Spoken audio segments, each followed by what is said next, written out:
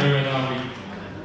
Now, hey, it's a fucking good job I've got good crowd work on this set, or you'd be fucked. Nice. So, before we get on with the rest of this shite, can we just get a big round of applause for all the other amazing acts we've got here tonight?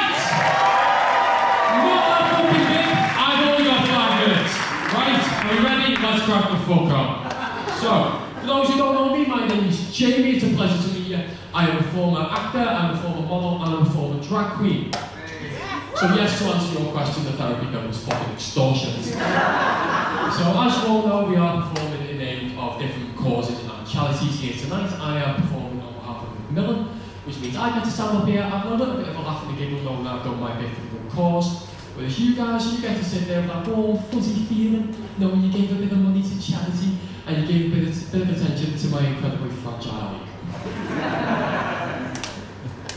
Well, as you can probably tell by my introduction, I studied drama at university, and I was one of those dickheads that dropped out in this final year. I know, fucking stupid, I know, okay. I've had enough people say to me, Jenny, isn't that such a fucking waste? Surely you couldn't have taken anything from that. To which I say, bollocks.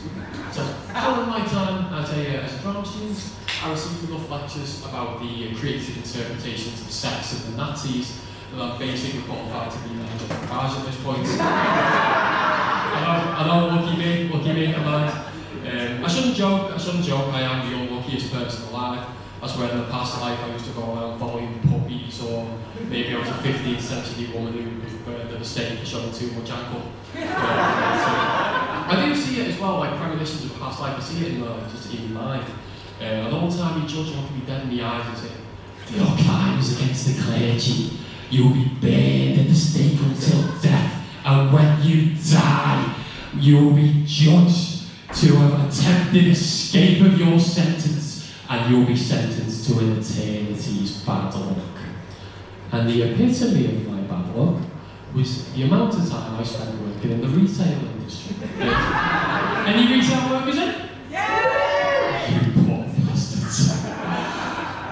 So I spent 7 years working in the retail industry, a lot of that time working in cinemas, working with the likes of ID people for films and beverages and that, and operating on the Challenge 25 system. So do we all know what the Challenge 25 system is? Yeah, the Challenge 25 system is.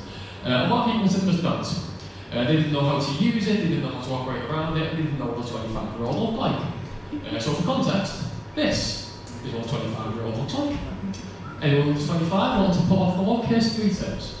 Your first tip, exaggerate your back pain. If there's one thing I've learned during my time as being a 25-year-old, is that back pain gets real fucking quick. So make sure, especially when you're getting out of a chair, you pull out moves like this, you know?